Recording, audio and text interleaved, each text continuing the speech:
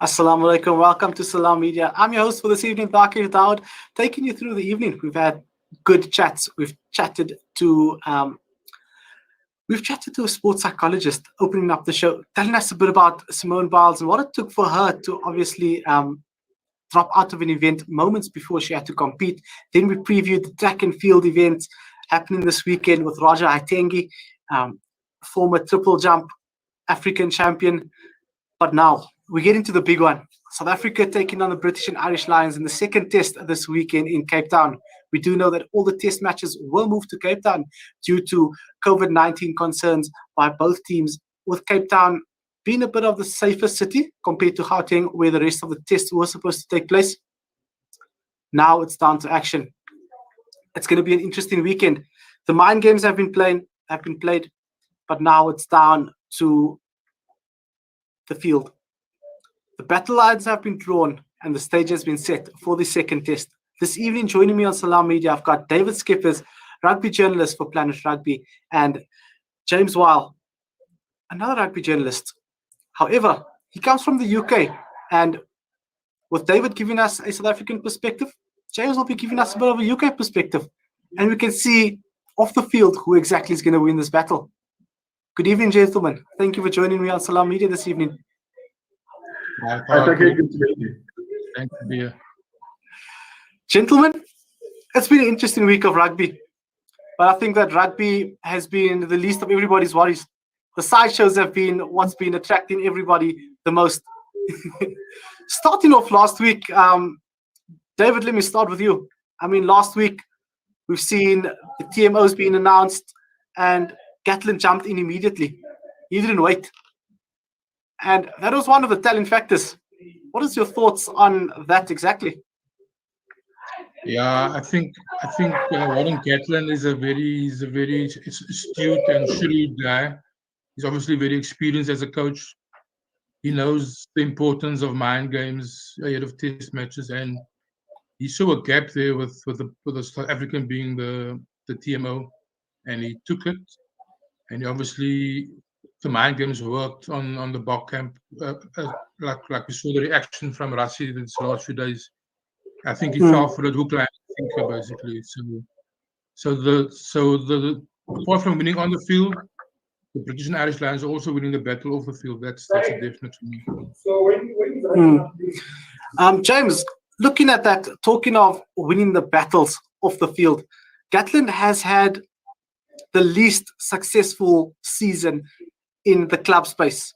Many people have written him off and written the British and Irish Lions off because of his unsuccessful, let's say, club campaign in the Super Rugby Aotearoa and the Super Rugby that's taken place earlier this year. He's come back all guns blazing. I think, look, the first thing is the Lions is a completely different prospect. And, Warren moving from being a professional coach in the Northern Hemisphere into Super Rugby, firstly, there's a big learning curve for him, but also for the players working with Warren. If you look at the way Warren was brought into the Lions, he was brought in a soft touch manner. So if you go back to 2009, he was working with Ian McGeechan as assistant coach. So he felt his way into his job. And I don't think he's done that so much in Super Rugby. What he has got is a hardcore of players. I mean, if you look at the 37 plus the 3 replacements that have been on this tour, I think 21 of those players were in New Zealand last time. So really he's picking up where he's left off. So he hits the ground running. When he goes into Super Rugby from a fresh start, I think it's a different company. And, let's be honest, you don't become a bad player. I think we're all well aware.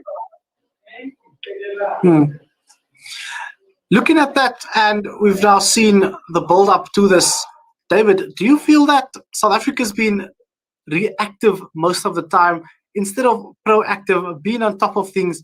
And do you think that they've somewhat been dominated in South Africa by a foreign team? I think it's a fair comment. It's a very fair comment. The whole thing is that if you compare the two head coaches, I'm talking about Jacques Nienaber and Warren Gatlin. Like I said earlier, Warren's a very experienced coach. Jacques has never coached at any level. He's been with Rassie like for more than 15 years, I think. Always as an assistant. But he's never coached at a high level. I mean, like I said, he's never coached a professional team. So Gatlin, he knew that's an area of the box makeup which he can target, by making these comments like about the TMO and stuff. And then Ninabe is very inexperienced in dealing with that aspect of the game. I think that's why Rassie came into the picture, because he's the director of rugby, but he's more experienced. But I think Rassie's totally lost the plot now, to be honest with you. Because he's being very reactionary, like you said. The box are reactive. Rassie's being very reactionary. Although, I think he knows it, and he's trying to regain the initiative. But the time for talking is over now. It's all about what's happening on the field. I think just to pick up on that, there's 2 points I want to make. First is just going back to that TMO. If you look back at the history of that, it should never have happened in the first place. And I think Brendan Pickersgill was originally slated to be the TMO, and it was only because of a COVID situation that we ended up with it. Look, whichever way you cut this, everybody, Rassie and Warren, would agree on one thing. Putting a South African guy and a very good referee with Marius Jonker, somebody who's got a great test match record, putting him in the position where he has to be a TMO with his own side playing is a very invidious position. And I don't envy him. And I think both Warren and Rassie have played a little bit of kind of mind games around that. To pick up on Skip's point about Jacques, I think you have a situation within the Springbok camp where Rassie thinks he should be letting go. He wants to let go, but there's the emotional side of him, and he's a very emotional man, okay? There's 2 parts to Rassie Erasmus. There is the left brain analyst, and there is the right brain emotional man, okay? And what we have here is we have a conflict between the left brain, when he knows he needs to step away and empower others, and the right brain, which is saying, come on, I want the Springbok. I'm a Springbok. I'm a proud Springbok. And it's that conflict that Rassie has personally between his left brain, his process brain, and his right brain, which is this incredible emotional creative animal. And that's why I think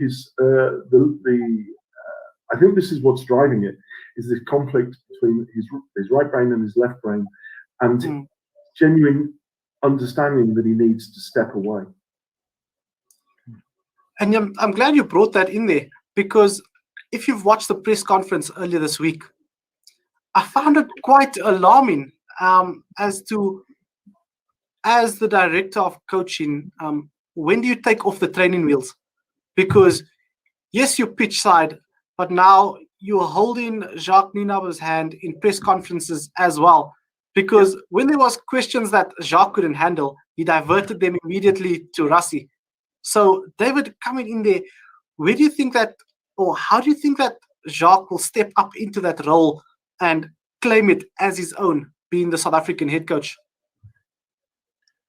I think there's a lot. Like I said, he's very inexperienced, but there's a lot of room for growth there with Jacques. I just feel that it's difficult because apart from the All Blacks, the next, I put the British and Irish Lions on a par with the All Blacks because it's such a big series. And he's actually been thrown in at the deep end. I think he can step up. But the only thing is, if they lose the series, are they going to persist with him? And I think they should persist with him because, he's already in the job. He's basically got to learn on the job, which is not a very nice thing to do. James can tell you, test match rugby is a ruthless environment, and it's a result-driven business. So he's basically got to step up right now. I think he has the ability to do it, but how long are they going to give him? How much time are they going to give him to grow into the role? That's the question. I think Skip's absolutely right, and I think there's a couple of points that I want to just add to that. The first point is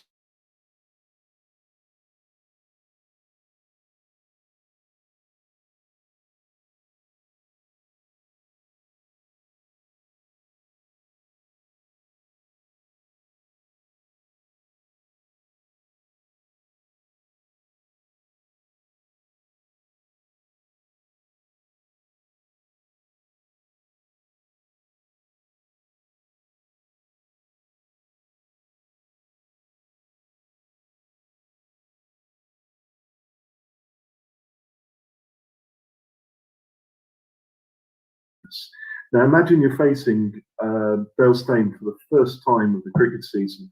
It's the first time you face a guy bowling at 150 clicks. Your reactions, you need to get adjusted to the pace and the power of the delivery. That's exactly the same with the mental step up in Test match rugby. You can play as many provincial games, as many Premiership games in the UK as you want, but the mental step up, the speed of processing of information, and rugby players are making something like 80 micro decisions per minute on the pitch. The speed that they do this at Test match rugby is amplified. So I think that judging Jacques on what we've seen so far is ridiculous. You can't do that to the guy. A really good parallel would be Wayne Pivac and Wales over the last 2 years. When Pivac, who was a very different coach to Warren Gatland, took over Wales, he inherited a side that played pretty much Route 1 rugby, played what in the UK we call Warren ball, which is pretty much hit it up from 12 and support. Wayne Pivac played a much wider game. And it took 7 Test matches before Wales won 1, and then they delivered a grand slam because the players adapted to the style of coaching.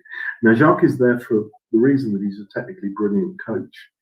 What South Africa have to do is to say, look, you've got, 12, 18 games to make this job your own. You need a period of time as a coach to settle in. And that relationship is not just about the coach learning to coach, it's about players learning how that coach wants to play rugby. So it's a two-way street. And as I say, the parallel is Wayne Pivac at Wales. And, he lost 7 games on the bounce to Six Nations opposition. And then from February this year onward, delivered a Grand Slam. A Six Nations Championship, losing only to France by 1 point in Paris. But I mean, how much do they need to learn on what style of rugby to play? Because let's go straight into game plan, because nothing's changed since the World Cup. I mean, they've played their box kicks. They've been tactically sound. Everything's been the same since the World Cup. But what was alarming for me was the execution of the game plan. You can't kick a box kick and not have chasers on that box kick. You can't be receiving kicks and you've got guys like Cheslin Colby, Makazole, Willie Leroux not protected and not supported in that position. And I think that's where South Africa was caught off guard. What was your take on the first Test match as a whole? Yeah, I think it was the whole thing about the tactics. If you bring in the thing about the box kicks, if you look at the Lions team, everybody thought Josh Adams is going to be the starting left wing, right? But then they brought in Duan van der Merwe. The guy's 1.93 meters tall. He's playing opposite Cheslin Colby. Brilliant player, one of the world's best attacking players, no doubt about it. But he's 1.6 2 centimeter difference between him and Duan van der Merwe. And he was targeted in that game. Most of the kicks was kicked on Cheslin Colby. And I mean, it's obviously not going to win those aerial battles because Duan van der Merwe is obviously superior in the air. That's just one example. Yes, the one protected as well. The forwards, they got bullied. The box normally bully everybody else up front. They got the bit of their own medicine last weekend because the Lions won that forward battle, no doubt about it. That left, I think it brought doubt into the game plan. And when you doubt yourself, when in 2 months nothing goes right basically. So I think that had a ripple effect throughout the team because guys like Faf de Klerk and Henry Pollard, who are usually so on point with implementing the game plan, these guys were making mistakes, especially in the second half. The first half, everything went according to plan. But like I said, once they started doubting themselves, they had a ripple effect through the team, and we saw the end result. I think if I can respond to that, there's a number of things that I'd like to add to that. And I think that it's also about how you use the ammunition that you've got. And Chesney Colby is one of the greatest players I've ever seen in my life, and I've been, I think I've been to 300 Test matches or something like that. Okay, so you then talk about the kicks and the kick chase. You look at how the Lions, even though he's been dropped, employed Elliott Daly. They employed Daly as the fastest sprinter in the side, which he is, in the open side flank position to run up and take pressure on the kick, on the drop out and the kick. And he did an incredible job on that. He won 3 out of 6 or 3 out of 7, I think. You then talk about Colby, and you talk about this, the bomb squad, the blitz squad, and so on and so forth. What I fundamentally believe is, and I've done a lot of analysis on the game, during that test match, there was only 2 or maybe 3 pass moves along the South African back line. Every one of those moves was right to left. Now, the majority of rugby players are right-handed, and we find it a lot easier to pass from our right side to our left side. Desmond Colby's playing on the right wing. What they're not doing, there was not 1 3-pass move that went left to right. Okay? And what you have to do is you need to weaponize everything that you have against the side of the quality of the British Lions. Colby, we are terrified. The Lions are terrified of Colby. But I'm telling you, if you look at Damien Diolande, one of my favourite players, when Diolande is running right to left, you will have the ball in 2 hands. When he is running left to right, he holds it under his arm and he goes into contact. He's not confident of his left to right pass. Now, if I can pick this up 4,000 miles away in the UK, then I'm damn sure Warren Gatland and his coaching team are picking this up. And at the moment, South Africa in attack are running very much a left-hand side game, and it's the right-hand side of their playing field that is letting them down. They made not 1 attack down the right-hand side of the field that was worth a light on Saturday. And if you want to beat a side as well coached as the Lions, I'm not saying as good as, but they're a very well organised side, you have to move the narrow blitz defence around the pitch. And that's what South Africa, more than anything, failed to do on Saturday. Definitely. And I'm glad you brought that up there. You even brought in the bomb squad, you brought in Damien Diolande. Guys, this bench split from Jacques Minaba. Last week's bench, this week we can see the clear differentiation in the bench. He's starting off with power. He's got pace coming off the bench. Last week, I just seen very similar players on the field and on the bench. So where do you differentiate your game plan? Dave, looking at that, what important role will the bench play in this week's test with the changes that he implemented? I think it's going to play a very important role. Like you just said, there's different type of players on the bench compared to last week. And I think one of the most important guys, and we might see this guy early in the game, is Marco van Staden. He's a guy who plays to the ball. The background that we have now, the guys, Jasper Visser, Sia Kolisi, and Peter Steptoe are all good ball carriers, but there's no guy like a Fetcher who plays to the ball. So I think Van Staden's going to get an early introduction. I think he has a potential to change the game. And obviously they've got a 5-2 split, right? 5 forwards again. Yeah, and that's correct. Am I right? Or 6-2, sorry. 6-2. It's just Willemse and also Yankees who are on the bench. Yeah. So I think it's a throwback to last year, to 2019 with the World Cup, that aspect. I think the bench is going to be very important because the guys who came on last week of the bench, they actually made no impact, to be honest with you. Yeah. They had no impact on the game.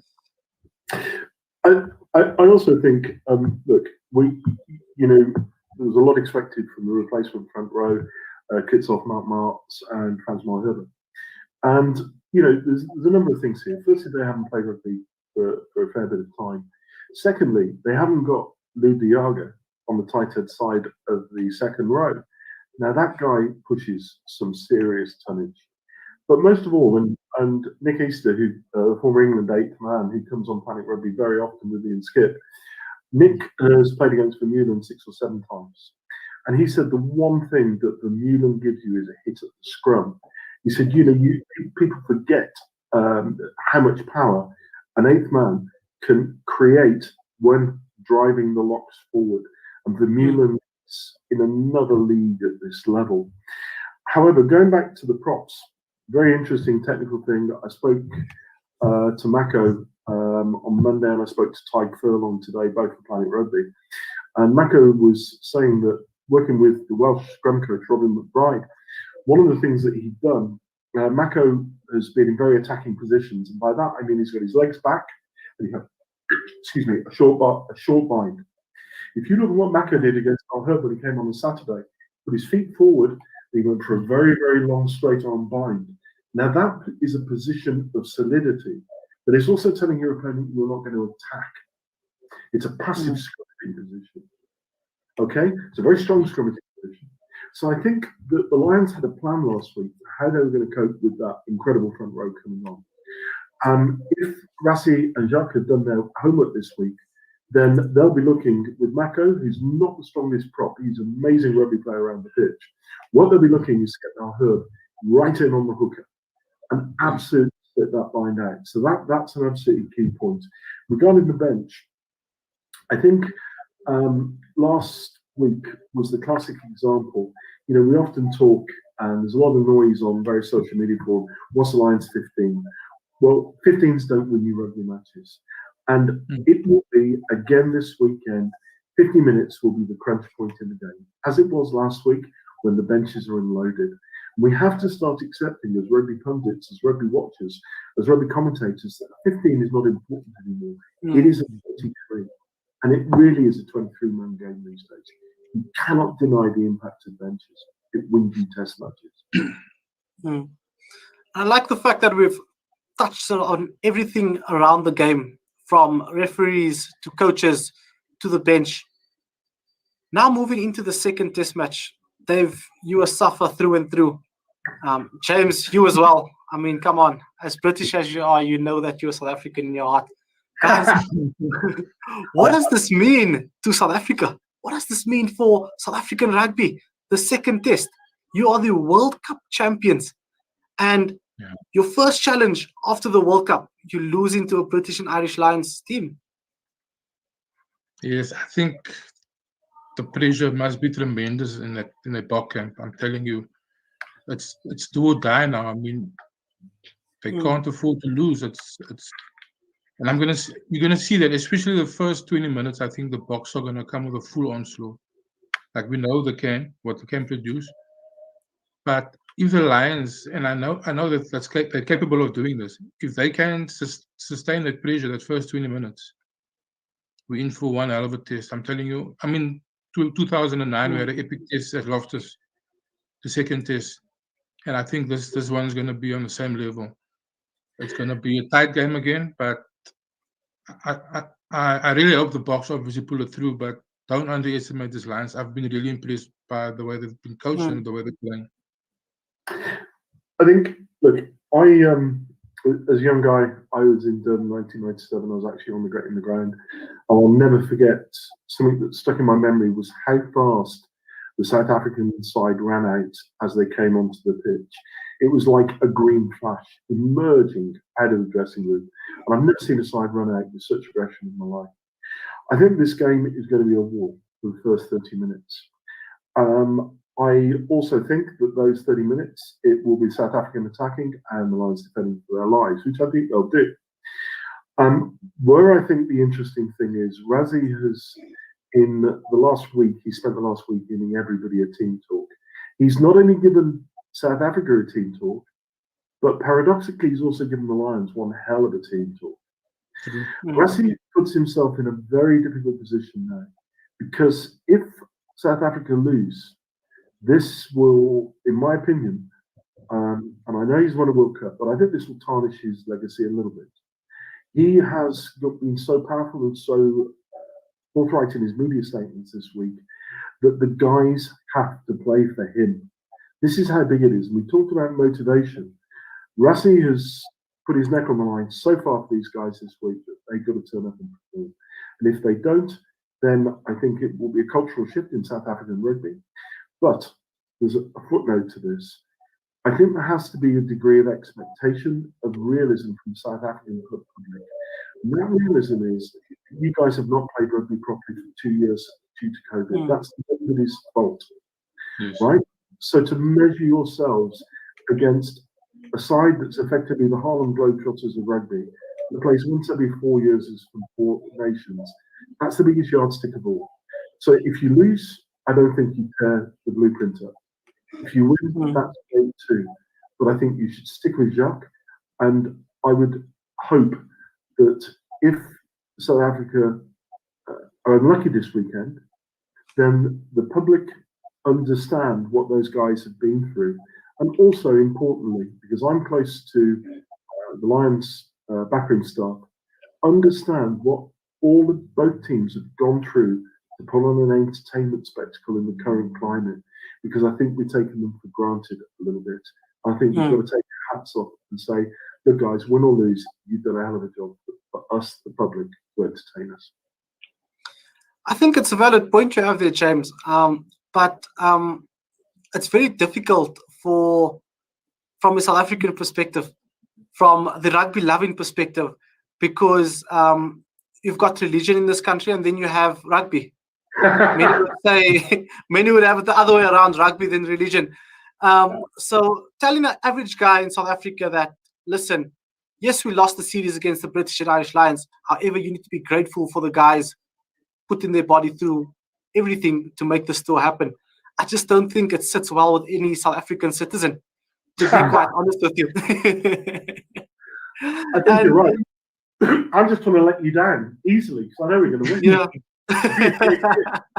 And I mean, the same has to apply to the British and Irish Lions, because the British fans are the exact same. Even though they've gone down to New Zealand, they've gone down to South Africa in their previous tours, for them, they just don't settle for being second best. And I don't think that this occasion anybody would want to settle for second best. I think I'll just respond to that quickly because I know we're pushed for time, but what you have is a very interesting dynamic taking place within both sides. Within South Africa, you have Rassie coming to the end of his hands-on South African career, and I use the expression hands-on in a coaching capacity. For the Lions, it's really the segue, the change between Alan Wynne-Jones, undoubtedly his last Test matches, and the new guard, the likes of Mario Toji, the likes of Tom Curry, and these guys coming through to take on the baton from where they left it. And I think there's always an interesting thing. There's an old adage in rugby: whoever you play for, leave the shirt in a better place than when you found it. Now, whichever way you cut it, win or lose on Saturday, Rassie Erasmus would have left the Springboks in a better place than when he found them. Unquestionably, Warren Gatland has done the same. So, whilst somebody has to win and somebody has to lose this weekend, I think we have to be, I'll give you the best quote I've ever heard was from Willie John McBride, the greatest British Lions captain of all time, 17 caps, one in South Africa, one in New Zealand. Willie John McBride was asked who was going to win and did it matter and blah, blah, blah. And Willie John McBride puffed on his pipe and he said, you know what? In rugby, it matters greatly who's going to win. But after the whistle, it matters not at all who's won. And it's my favourite quote on rugby because it certainly sums up how I played the game. And I think that rugby is a game is played by the good guys, by gentlemen, by proper people. And whoever wins on Saturday, I hope we shake their hands and say, well played. I'll certainly do it to the South Africans, except Skip, not you, Skip. I'll do it to the South Africans. If we, no, I'll be the first to say well done. I'll be gutted, but I'll be the first to say well done. Leave the shirt in a better place than where you found it. And I think both coaches have done that. No, definitely. They certainly have. I mean, look at the South African side. Rassie's taken them to a World Cup victory. We're now in a position where he's managed to somewhat turn the South African rugby sphere into a functional and a functioning system again, where you look at from club level right up. And it's quite interesting to see that he's got buy-in from the CEOs. And we can look at it this deep, because if you look at the Blue Bulls Rugby Union, you've got amateur rugby players that are coming through and playing professional rugby at Currie Cup level week in and week out. And those guys, people can say what they want to, but they beat the South African A team. Whether it was an unofficial match or not, credit has to be given to them, David. Yes, the Bulls are actually an example for a lot of clubs around the world.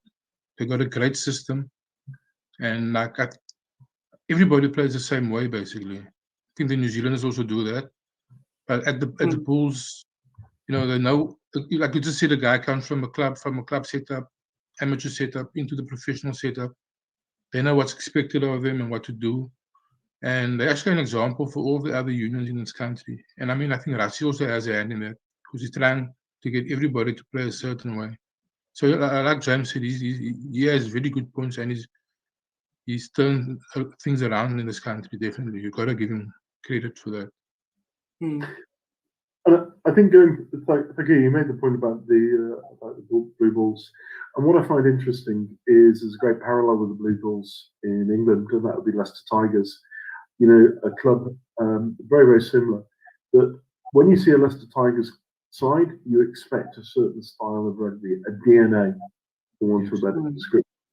When you play the Blue Bulls, you know they're a massive side up front. You know their line out is world class. You know they're going to crash it up Route 1 through the 12, and you know what you're going to get. Now, it's all very well knowing what you're going to get, but actually dealing with it, those are two different questions. You know, and you know, when I came and played in South Africa myself, you know, I knew I was an English back row forward, and I was going to be used as a doormat in Durban. And I knew that would be the case, but I can absolutely assure you, it didn't make it any easier, and it certainly didn't make it less painful. So, you know, it's all very well saying that, you know, we know the DNA of the side, but actually dealing with it when you have that depth of belief and that depth of culture and that depth of identity is a completely different thing. And as I say, you look at the successful clubs in England, the Premiership and European clubs, Leicester Tigers, we know what DNA rugby they've got. And the same applied to Harlequins, ironically, this year. If you saw any of the Premiership, what they did in the last 3 games was unbelievable. But their DNA is one of celebration, one of joyous running, of handling rugby, total 15-man rugby. And again, whilst that might not win you as many games, what it might do is win the big games. And their DNA is completely different. It's all about the DNA of the sides and maintaining that in a sustainable way from amateur level, youth level, all the way up through the system. And I think the Blue Bulls do that brilliantly. No, definitely. And I mean, look, that's ultimately how we've seen South African rugby grow. And I hope that it has a ripple effect on the other unions around the country, so that we could also have that pyramid system in South Africa like they do in New Zealand, where all the clubs and the unions work together as one unit to make a better Springbok team. And once that happens, I promise you the Springbok team will be unstoppable. But gents, back to this test match. Massive clash. I mean, Finn Russell's out. He started training again recently. What are we looking at? Key players that will play an instrumental role this weekend. Look, we're playing South Africa, and I am going to go for, I think there are 3 players that I'm going to single out. Mako Vunipola, purely because he's got one of the biggest jobs on the field. You know, Mako is a wonderful rugby player, but ironically, for an international prop, his scrummaging is his weakness. What he does around the field, he's like having a full flank. You know, he's absolutely incredible. His handling and so on and so forth. So Mako controlling his scrum height. You know, we talk about loose heads controlling direction and tight heads controlling height. Mako has to control the height, not the direction. That's the most important thing. The second person that I would really single out is Chris Harris, who's coming to the side, replacing Elliot Bailey in the outside centre berth. And the reason I single Chris Harris out is because his defence of the 13-14 channel will really be key in controlling Colby. And again, it's a negative thing, the reasons why I'm picking these guys. But if you look at Harris, his ability to control what defence coaches call the 16th man, which is the touchline, controlling the space between the touchline and himself, he's absolutely world class at. The other person I'm going to throw in is Stuart Hogg. Stuart Hogg will get bombarded again, but that guy is a mini Colby. He can shred a side in 2 seconds flat.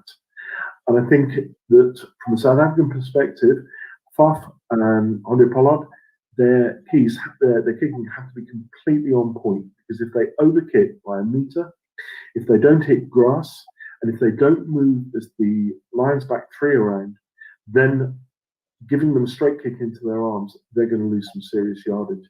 So actually, I expect Stuart Hogg to really put his hand up. And don't forget, this is a guy that's been on 3 Lions tours, and through injury has only played 1 test, and he wants to prove himself more than anything in the world.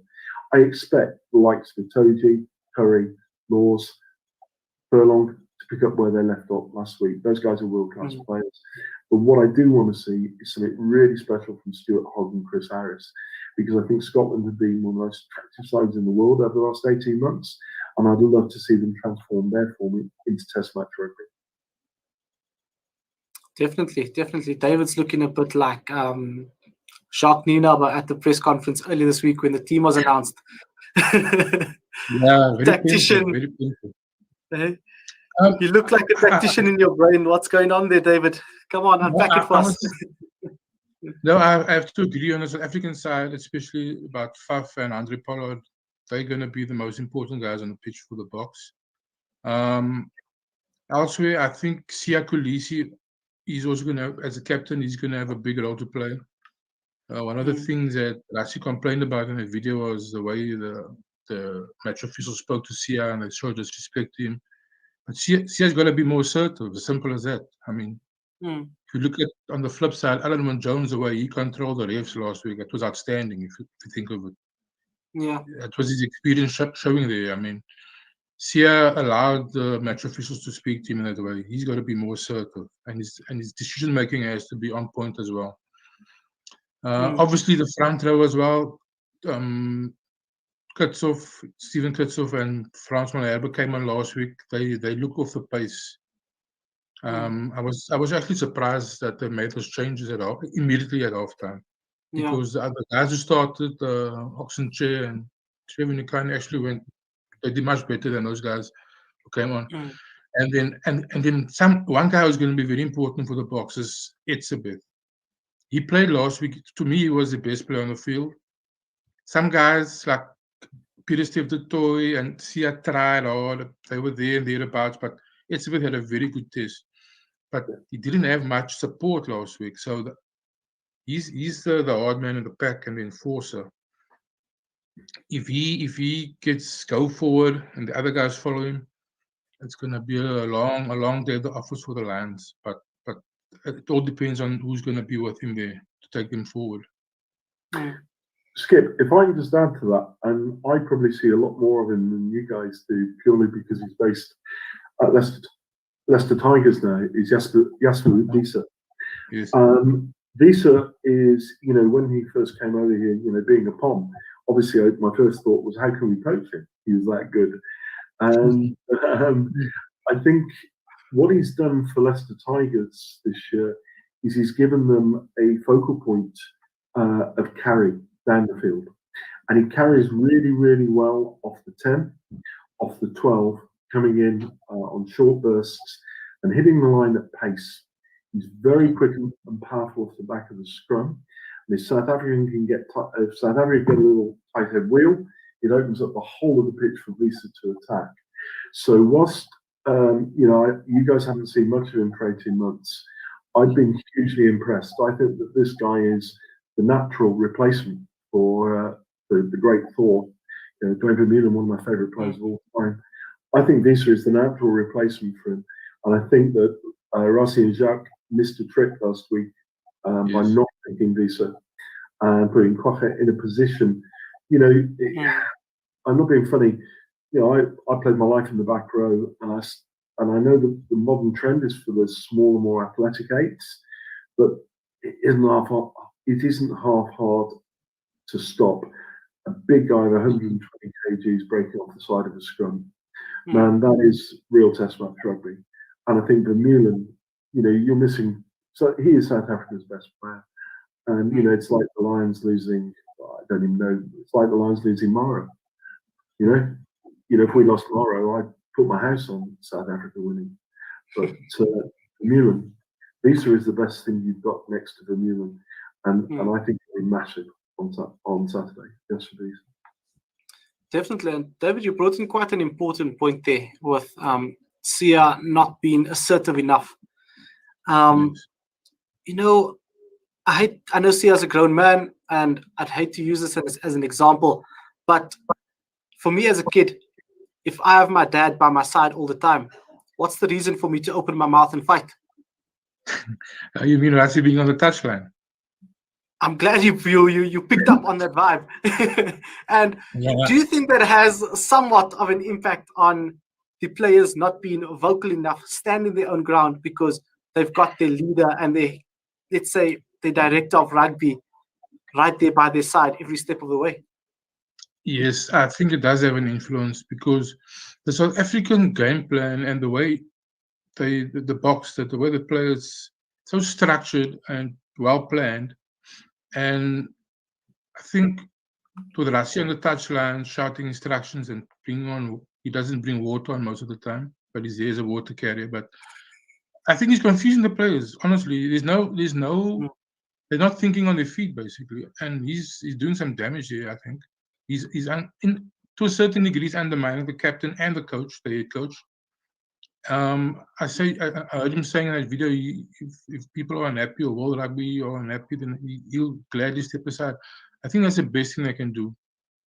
It's definitely playing a part, and the guys aren't allowed to think on their feet. I think if I could add to that, Skip and I did a piece with Martin Corrie. Was it on Tuesday, Skip? Yes, Tuesday. Corrie. And Koza actually said during the interview, he said, look, if my coach did that to me, I would tell him to go and get stuff.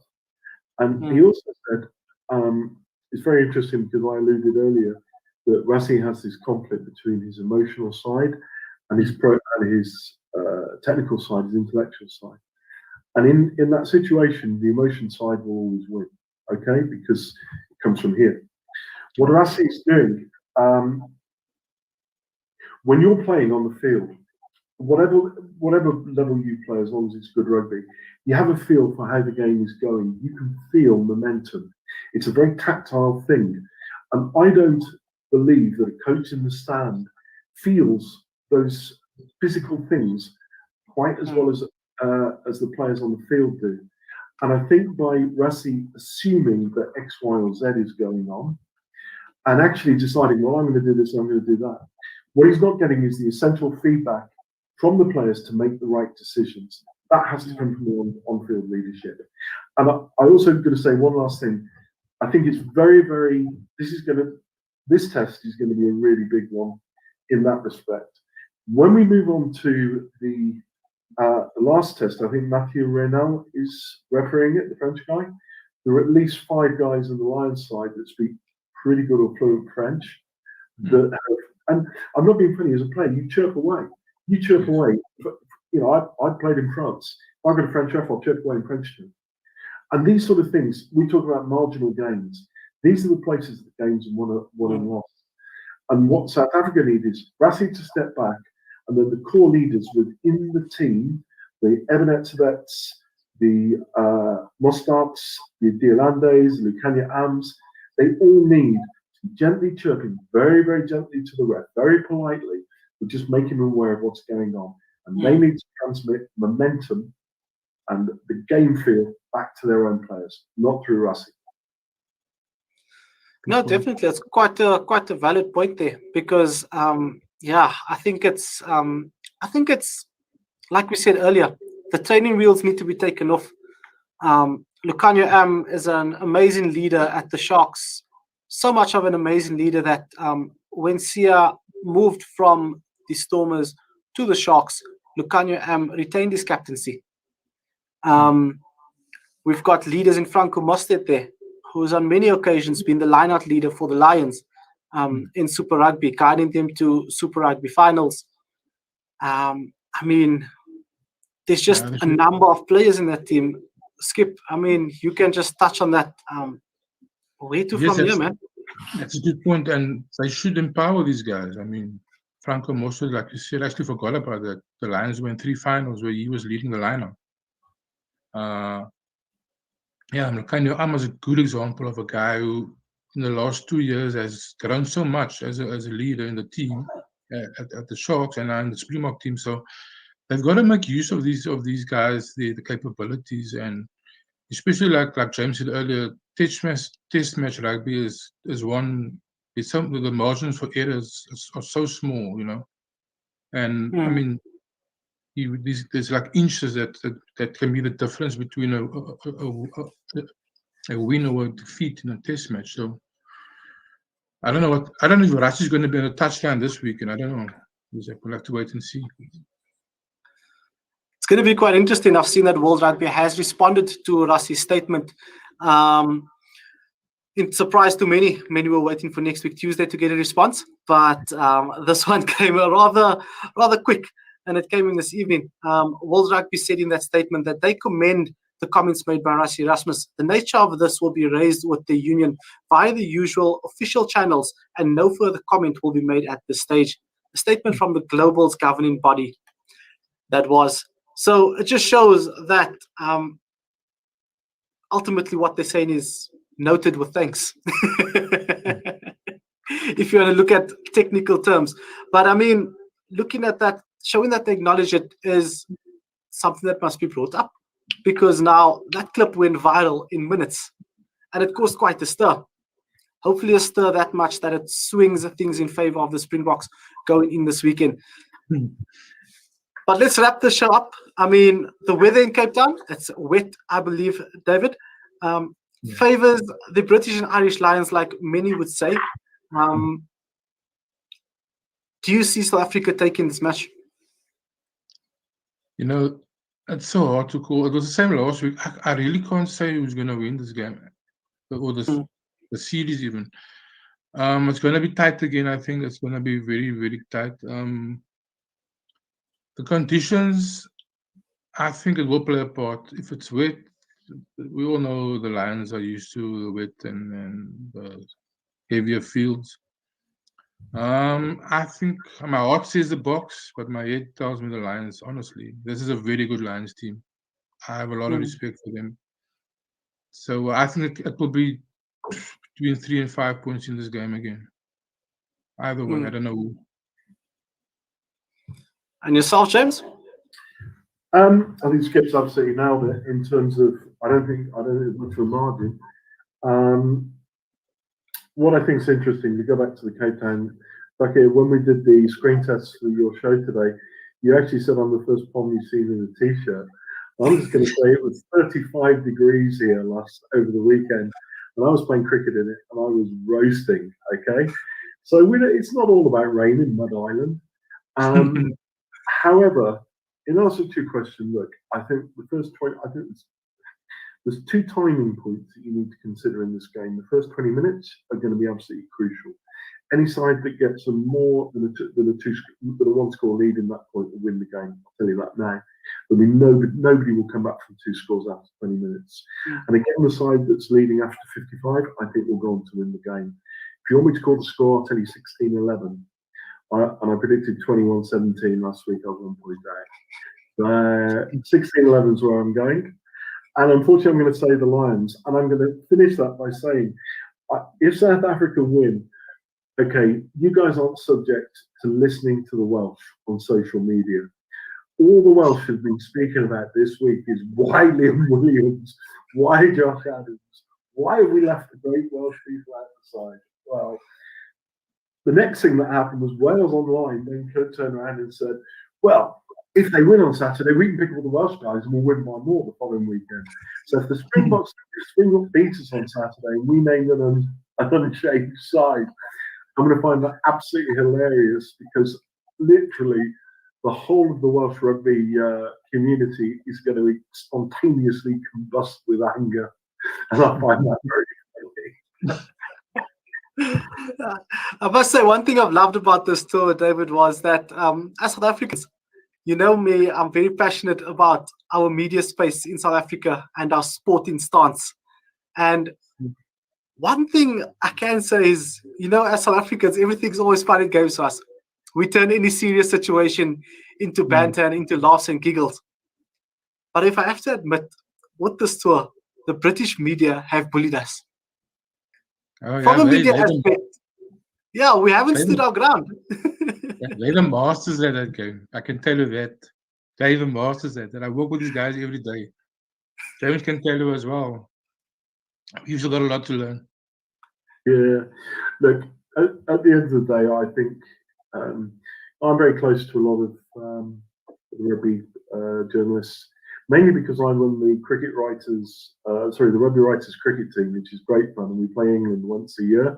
And Eddie Jones comes out and plays, and we all have a great laugh. And what's been very interesting, you know, I think that the South African media have owned this emotionally, more so than the British Lions media. There is a real depth of expectation. But I also think that you guys have to understand, and I would hopefully not put myself in this category. When the British media write about rugby, they're talking down to an unrefined audience. You know, if I asked somebody in the street to explain the offside law of rugby, they'd be incapable of doing it. Whereas most South Africans will actually understand that. They're much more fluent in the rudiments of the game. Whereas in England, unless it's soccer, forget it. So I think that South African rugby media have the ability to write to a more refined, more educated audience. So I think the British media tend to be quite popularist in comparison. However, I do believe that there have been a couple of reporters within South Africa, and I won't mention the name of Mark Kehoe at all. I refuse to do that. But actually, him teeing off with emotion and anger after the game, it's certainly not my personal style, and it never will be. And I don't think it's how Planet Rugby would conduct themselves. And I found that quite surprising. I think objectivity is the most important thing when you're reporting. Exactly. No, definitely. I think you've hit the nail on the head there, gentlemen. We've covered almost every aspect there was to cover in the test match that's coming up this weekend. We've done from a preview, we've reviewed the previous test. We've looked at all the aspects around rugby that have implemented, that have, let's say, that implement, that the teams have implemented, and that are, let's say, having an impact on the matches on the field. Gentlemen, your knowledge and your insight to this game is so much appreciated, and I know that everybody at home watching the show will appreciate your insight and just broadening the perspective of what's actually happening, and that this test match and this test series is more than just rugby for both the South Africans and the British and Irish Lions, that there's a culture, a tradition that's been upheld here, and this is ultimately how we can unite countries and somewhat unite the globe. Like Madiba said, that sport can unite a nation. And just having James here from the UK, having David from South Africa, just shows completely different continents. But we've all got that one passion for rugby. And that's what brings us here, having to chat for almost an hour straight on something we all love so dearly. So I don't know how to thank you guys enough for your time this evening. I really, really appreciate it from the bottom of my heart, man. It's a pleasure, Thaakir. Thanks for having me.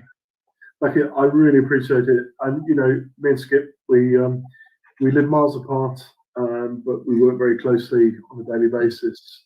So having the opportunity to do this as a double act is a lot of fun, because even though we don't talk as much as we should do, I think over a period of 10 or 15 years working together, we've built a pretty deep understanding of each other. So doing this together has been an absolute pleasure.